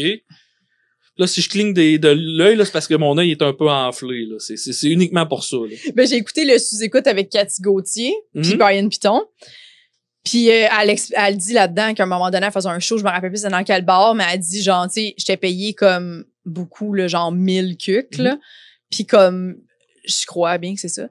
Puis elle arrive, il y a pas un chat dans la salle, puis genre, elle est comme, elle regarde le propriétaire du bar, puis elle est comme, mais là, je vais être payée. Puis t'es comme, ben, certain que tu vas être payée si toi, t'es pas ici. Si tu penses que t'es ici de faire des jokes pour vrai, on s'en calisse de ton stock, on veut juste blanchir du cash. J'ai fait un show dans les 5 dernières années, je veux pas name dropper à la place, où c'est que le propriétaire a hérité d'une grosse somme d'argent qui venait liquide, qui venait du crime organisé, puis lui il paye ses humoristes de même pour... Il fait des factures, des chèques ou il fait pas de facture, il fait juste donner oui, puis lui, son bar est plein, fait qu'il s'en sac, là. Puis tu sais, genre, tu te dis, Christy, il me paye un hostie de bon prix, il y a même pas de cosse à l'entrée, quand même, qu'il rentre dans, ok, je comprends. Ouais, c'est ça, mais lui, ses ventes deviennent, comme ça, il se blanchit son cash en faisant l'argent. On suppose, là, que c'était la rumeur. Je me l'ai jamais fait confirmer, là, mais ouais. T'as-tu déjà fait un show que la personne ne voulait pas te payer? J'ai déjà fait un show que la personne ne voulait pas me payer. Non, ça m'est jamais arrivé. Ça m'est jamais arrivé. J'ai déjà fait une couple de shows, parce que, tu sais, je trash que le tabarnache, moi, que, avant d'embarquer sur stage, tu n'as pas le droit de faire de joke trash. 5 minutes avant d'embarquer sur stage. Hey, ça, là, ça me fait... Oh. Ouais, tu sais, il va y avoir des enfants, ce serait bon que tu sacs pas, pis t'es comme... Pourquoi tu me le dis là, Carlis? Premièrement, pourquoi tu me le dis là? Deuxièmement, je suis pas cave non plus. Si je vois qu'il y a des enfants, je commencerai pas à... Tu sais, c'est comme un coup, j'avais fait un spectacle, c'était un festival, je m'en rappelle plus. Il y avait un enfant devant moi, puis là, je commence... un enfant, genre, il avait 12 ans. Là. Puis là, tu sais, tous les humoristes qui passaient avant moi, là, ils faisaient juste checker l'enfant. Ils faisaient juste checker l'enfant s'il riait, puis tout. Puis là, moi, j'étais arrivé, je dis, bon, on va casser de quoi, je check l'enfant. C'est quand est-ce la dernière fois que tu t'es crossé? Avant hier, c'était du Pornhub, ouais, c'est bon, vous, là, il est prêt, joke. On va y aller. Mon Dieu. Ça rit? Ouais, ça rit, puis ça a été super bien. Bon. J'avais fait un show à Gaspé. Je name drop ça jusqu'à que le monde sache que je suis cool, ben j'ai déjà joué à Gaspé. Puis il y avait une fille de 14 ans dans le show. Puis à la fin du show, j'étais à voir, j'ai demandé, tu aimais ça? Elle dit, moi, je l'ai trouvé super drôle, mais qu'est-ce que j'ai pas aimé? C'était toutes tes Christy jokes que le monde me checkait pour avoir la permission de rire. Elle se sentait genre genre, si toi tu ris, tu sais, c'est comme quand un humoriste va faire des jokes sur les personnes de couleur puis qu'il en a juste une dans la salle qui se fait checker tout le temps. Alors, si lui rit, on a le droit de rire, tu comprends? Tu sais, ça, c'est une affaire que j'aimerais qu'il se casse un peu avec le temps, que le monde apprenne que, là, tu sais, c'est juste des jokes aussi, là, je veux dire. Mais là, on a vraiment un problème avec, tu sais, comme tantôt quand tu parlais du gars qui a dit ma blonde vient de se faire avorter, puis tout, l'avortement, ça t'appartient. Tu sais, comme, c'est pas parce que je dis, c'est pas parce que toi t'as vécu ça que ça t'appartient, là. Genre, là, tu sais, le sujet t'appartient pas, fait comme, tout le monde peut faire des jokes là-dessus, puis tout le monde a une vision, puis tu sais, tu sais pas, là, peut-être que toi aussi, là, dans ta vie, là, t'as été en lien avec l'avortement à plein d'autres. Fait que le gars, il est juste, moi, ma blonde, ben oui, OK, peut-être moi aussi, la mienne vient de se faire avorter. Tu sais, dans le sens, tu sais jamais, là, ça t'appartient pas. Fait comme, c'est bizarre, le monde qui sont comme, hey, moi, j'ai vécu ça, ferme ta gueule, OK. Mais le monde qui s'offusque souvent pour ce genre d'affaires-là, c'est le monde qui sont, quand tu penses à le discours, qu'est-ce qu'ils veulent dire? Moi, je me l'ai déjà fait dire, dans le temps, parce que j'ai pas tant de jokes de race que ça, pas parce que c'est un sujet que je veux éviter, mais c'est plus que pour un sujet aussi tough à gérer, t'as pas le choix que ton gag, c'est un asti 10 sur 10, là, si tu veux le compter, puis j'ai de la misère, je n'ai pas trouvé tant que ça, j'en ai une couple, mais pas tant que ça. Puis quand tu fais... Attends, là, j'ai un blanc de mémoire, là, je me suis gratté dans l'œil puis il aurait pas fallu parce que j'ai une conjonctivite, là. Ah, ben, ça t'a stressé. Quand, oui, parce que t'as fait un gag. OK, ben, juste te donner un exemple, OK? Je fais un show dans un bar, la foule était toute arabe. Ils viennent me voir à la fin puis ils commencent à me traiter de raciste. Là, je refais mon pacing dans ma tête. Je me dis, Christy, j'avais aucune joke de race, moi. Puis là, elle me dit, c'est quoi, tu penses qu'on n'est pas capable de prendre des jokes? T'oses pas faire des jokes sur les Arabes? Ouais. T'sais, eux autres, c'était en joke qu'ils me disaient ça, tu comprends? Ouais. Les autres, ils voulaient être smart avec moi. Mais c'est ça le problème avec... ouais, c'est ça que je voulais dire. L'histoire de tantôt, je fais une joke je me rappelle même plus ma joke de reste. Ça, c'est quand je commençais à peine à faire du honneur avant que j'arrête 3 ans. Et quelqu'un qui vient me voir me dit, hey, ris pas de telle race, ris de l'autre race à la place. Voyons. Tu sais, y a rien de plus raciste que ça, là. Ouais, Hey, cette race-là, le rough, tu devrais rire de cette race-là à la place. Y a rien de plus raciste que ça. Ouais, là. c'est ça. C'est comme, une fois, je suis dans un bar, il y a une fille qui vient me voir, puis quand elle sait que je fais des jokes trash, puis tout, elle me dit, compte-moi tes jokes les plus trash, là, ça me fait rire. J'en compte, elle rit. Compte-moi ta pire. Puis tu sais, ta pire, ça dépend de c'est quoi qui te fait, mais j'y compte une joke sur le cancer. Elle me calisse une claque, ça y est, elle dit, hey, je t'en phase 3 de cancer Hodgkins. Mais tu peux pas savoir, pis c'est elle qui te le demande, en plus. C'est elle qui me le demande. À quel point c'est absurde. Tabarnak. Tu sais, moi, j'ai une belle théorie aussi. Tu sais, dans un bar, je peux comprendre quand tu t'attends pas à ça pis tout, là, des fois, là. Mais 95% de ce que je fais, là, si tu le vois, c'est parce que t'as voulu le voir, là. Fait que si tu t'offusques de ça, c'est que t'as travaillé pour t'offusquer. Ouais. Ton passage au prochain stand-up, t'as-tu eu des commentaires? Hey, prochain stand-up, là. Petite parenthèse de même, là. Quand j'ai fait mon show, là. Ton 69 minutes. Non, quand j'ai fait mon show au prochain stand-up, là, fallait leur envoyer le texte. Puis comment qu'ils disaient, tu nous l'envoies, on t'a dit quoi enlever, tu nous le renvoies, on t'a dit quoi enlever, on fait ça 3 fois avant d'arriver à la version finale. OK. Comme ça que ça marchait. Je sais pas si j'ai le droit de le dire, mais m'en sac. Fait que moi, je me suis dit, je vais écrire 2 jokes vraiment ignobles. Comme ça, fort. Ils vont juste sticker ces 2-là. Fait que je vais être correct pour le reste de mon texte. Mais c'est vraiment bon. Ils ont tout accepté, y compris les 2 jokes ignobles. T'es-tu fait? Ouais. Oh mon Dieu. Genre, je me suis fait sacrer dehors du musée de l'Holocauste parce que ça a l'air je devais pas ma mère de la bonne façon poser les questions, là. Ça a passé. Ils l'ont coupé à la TV. OK. Mais ça a passé. Puis tu sais, le pire, c'est que parce qu'on a eu notre séance de photos, pis là, t'avais tous les humoristes. Hey, toi, tu dois t'avoir fait te refuser des textes en innocent. Non, pas en tout. Ta gueule, Griff. Fait 3 fois, je renvoie, et puis pour une 4e fois, moi, non, ils ont tout accepté du première fois. Mais voyons donc, c'est donc bien absurde. Ouais, mais c'est à cause. Mes jokes, plus souvent qu'autrement, c'est dans ta tête que le trash se fait. Tu sais, je dis pas le mot pédophile, je dis pas le mot... Ouais. Tu comprends? Mais quand t'analyses la joke, tu dis tabarnache. Fait que le gars, l'avocat qui dit ça, lui, il voit pas aucun mot dangereux pour lui. Fait que lui, ça passe. Est-ce que c'est bon? Puis il y a du monde qui se sont fait genre couper des mots comme genre parce qu'ils disaient branler. Ouais, ou McDonald's, exemple. Ouais, c'est ça. Tu sais, c'est niaiseux, j'avais une joke de McDo, moi, que j'ai changé ça pour fast food. OK. Parce que ça changeait pas la joke. Ouais, parfait, ça. Mais je l'avais fait avant, là. OK. C'était pas ça ton punch. Parce que ceux-là qui veulent passer à la télé, je pense que les brands, les noms de... Ouais. C'est encore pire que dire branler pis tout. Ouais. Puis sacré, là. Puis aussi avec... pas moi personnellement, mais avec ceux que je connais autour, là, ça vaut la peine de se battre des fois. Pour certaines affaires. Ouais. Oh, ils viennent qu'à dire oui. C'est bon à savoir. Ben, à un moment donné, je pense que tu prends un certain standing puis tu fais non. Ça va être ça. Là. Hey, ça doit tellement être lourd si ça fait genre 15 ans que tu fais de l'humour puis ça va super bien, t'as plein de gigs télé puis ils sont encore en train de dire pas sûr, tu peux dire hey. Jean-François Mercier, son premier juste pour rire, mais le compte, il dit moi, ils m'ont dit tu fais pas ça. Non, c'est ça mon frère. Non, tu fais pas ça. Moi, je fais. T'sais, lui, il a eu ce guts-là de dire j'arrive à juste pour rire, je le fais manger toute de la merde, c'est ça que je fais. Puis il l'a fait. Mais je pense qu'à un moment donné, il faut que tu le fasses. Là. Ouais. Puis qu'est-ce que tu veux qu'ils fassent? C'est sûr qu'ils diront pas, ben d'abord, tu fais pas le gala, Jean-François Mercier. T'sais. Mais tu sais, des fois, c'est pour une innocente. Comme je te dis, t'as joke quand même pas. Tu dis McDo parce que le monde a un référent. Dis fast food. Tu sais, ça, on s'en torche. Là. Mais des fois, c'est ça ton punch. Il faut que ce soit McDo. Il faut que ça soit McDo, je comprends. Mais tu sais, si ça n'a aucune incidence, ça enlève. J'enlève-les puis change-les. Ouais, vraiment. Je connais un humoriste que lui, c'est exactement le contraire. T'arrivais juste pour lui, il dit, peux-tu juste changer ce mot-là? Non, bye. Ouais. Puis il a jamais fait de gala. Wow. Puis tu sais, le mot, c'était rien à changer. Là. Je pense qu'il name droppait Michel Louvain, puis ils ont demandé, peux-tu juste enlever son name drop, puis dire n'importe qui d'autre que lui, puis il a pas voulu. Ça changeait absolument rien, sa joke. Là. Ouais, ben, pis tu sais, quand c'est ta première gig, puis tout, je pense que t'as pas le choix, là, tu te la joues.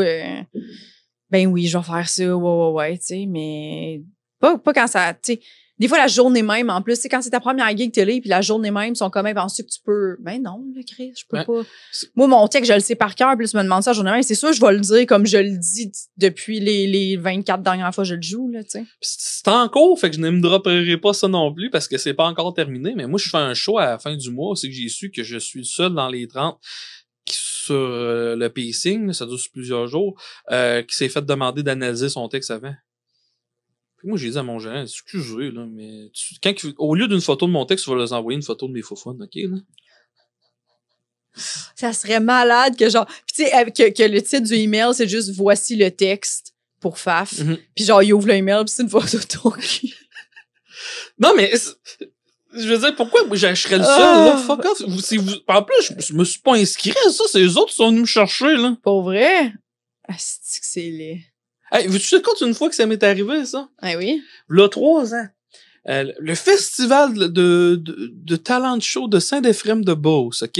On s'entend que dans ta carrière d'humoriste, là, ça, c'est une affaire que tu vas avoir accomplie en esti. Je savais même pas qu'il y avait ça. OK? Hey, ça, c'est un cégep en spectacle, mais même pas, c'est un secondaire en spectacle, mais dans une salle. Eux autres me demandent, hey, t'es connu pis tout, ça tenterait-tu de venir faire un petit 5 minutes? Pis c'était direct à côté de chez nous, j'habite dans le fin fond de la Beauce. Je dis, ben oui, moi, j'y allais. Ah, faudrait que tu nous envoies ton texte avant. Pour un petit show. Ah. Tu le suis? J'ai dit non, désolé, je vous envoie pas le texte. Ben, faut on sait quel genre d'humour que tu fais, fait qu'on veut juste être sûr. Puis tu stresse-toi pas trop avec ça. Je dis non, je vous en. Puis si ça avait été aujourd'hui, je pense que je les aurais renvoyés chier, mais solide. Ah ouais, tu l'as fait le show pareil non, ou? J'ai pas fait le show. Ils t'ont dit non? Non, j'ai pas fait le show. C'est moi qui ai dit non, je le ferai pas votre show. Là. Pour 5 minutes. Puis il avait changé d'avis à la fin, il voulait plus que je le montre le texte. On mangeait de la merde, Stine. Vous avez gossé, puis... C'est vous autres qui venez me chercher, puis je le fais gratuitement. C'était gratuit, là. T'as juste... moi, t'as tout, bon, ça va être une bonne manière de tester des jokes plus clean, vu que c'est un show familial. Tu sais, je suis pas cave, là. Si tu m'as fait jouer à TV, j'ai déjà fait un show devant l'âge d'or, là.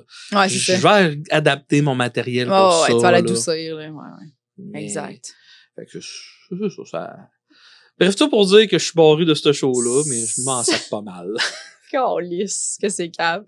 Mais puis comment t'as aimé ton parcours au prochain stand-up? Ben, moi, j'ai juste fait une ronde. J'ai juste fait une ronde, puis tu sais, je suis tellement content parce que, depuis que je fais de l'humour, j'ai 3 préjugés que je me fais tout le temps dire. Le liner, ça pognera jamais. Tu seras jamais capable de faire, vu que tu fais du liner, tu seras jamais capable de faire plus que 10 minutes. Okay. Au Québec, ça marche pas. T'es trop trash, tu seras jamais capable de passer à TV. Ce que t'as tout brisé.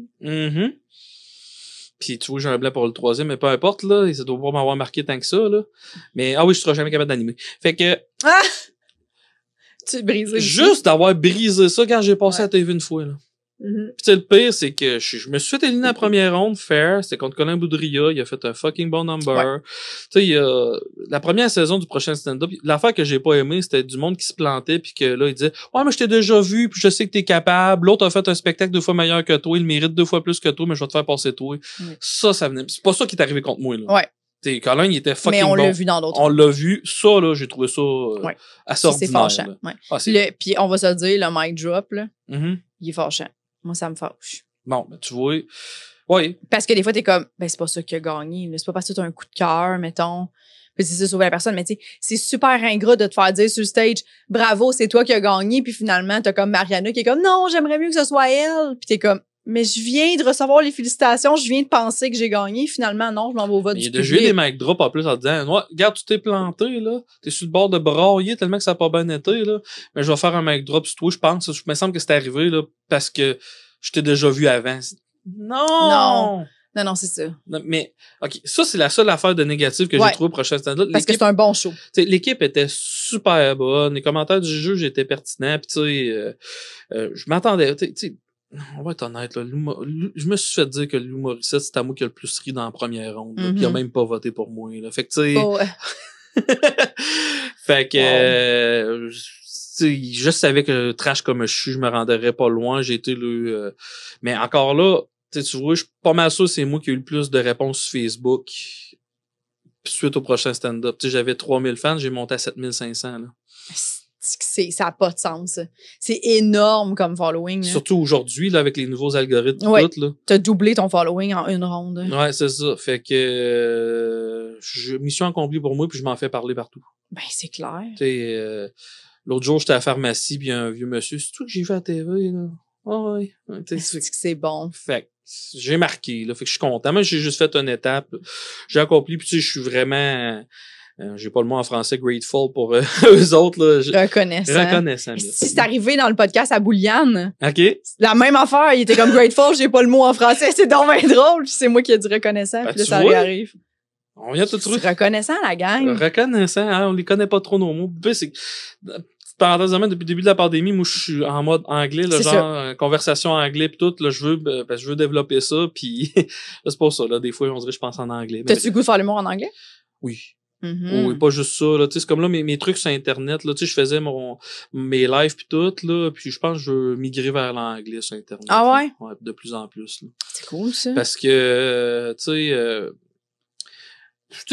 j'ai été le premier humoriste à vraiment faire ça, genre à faire des shows différents d'à peu près tout le monde sur Twitch, je pense. Là, je pense qu'il y a Jean-François Provençal aussi qui était là avant moi, cependant. Là, genre, mais je m'en suis fait parler, puis là, il y a plusieurs autres personnes qui font des podcasts live sur Twitch. Mais tu sais, encore là, Twitch, la plateforme que j'étais,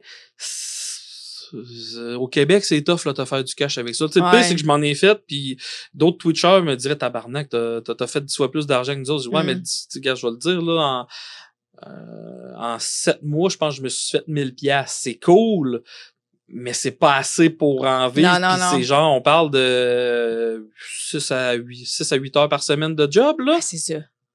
Fait, puis en plus, tu fais tes lives le temps que t'es supposé de faire des spectacles, là. Ouais, c'est ça. Fait que c'est pour ça, là, je vais continuer d'en faire un peu. Là, j'aime beaucoup faire les trucs que je fais avec Marc Boilard, entre autres. Là. C'est plus que ce gars-là me fascine. Là.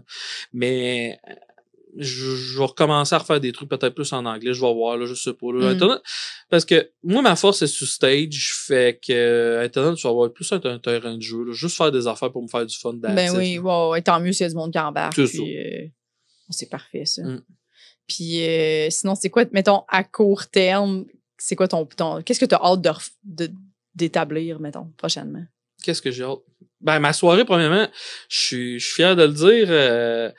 J'ai la première soirée d'humour à Québec hebdomadaire avec un headline depuis genre 2003, là, depuis Mario Grenier. Là, je pense qu'on dit en pré-entrevue, parce que je pense pas que tu vas mettre ce bout-là. Mais, au bateau? Non, c'est pas au bateau, c'est à la source de la Martinière. À la source, OK. Fait que moi, mon but à court terme, c'est de faire marcher ça. Ouais. Parce que, tu sais, parce qu'il y avait des soirées headline à Québec, mais c'était au mois. Là, c'est aux semaines. Fait que c'est beaucoup, beaucoup plus de job, là. Absolument. Fait que moi, je veux que ça marche. D'ailleurs, toi, tu vas être ma 3e tête d'affiche. Oui, on va le dire. Puis, puis le bateau, si ça repart, tu le reprends-tu ou tu Probablement, sais pas? Ouais. oui. Le bateau, c'est tellement petit qu'en mode Faudrait COVID, que ça soit, je pense qu'il le compté, il pourrait rentrer 15 personnes. Oh mon Dieu.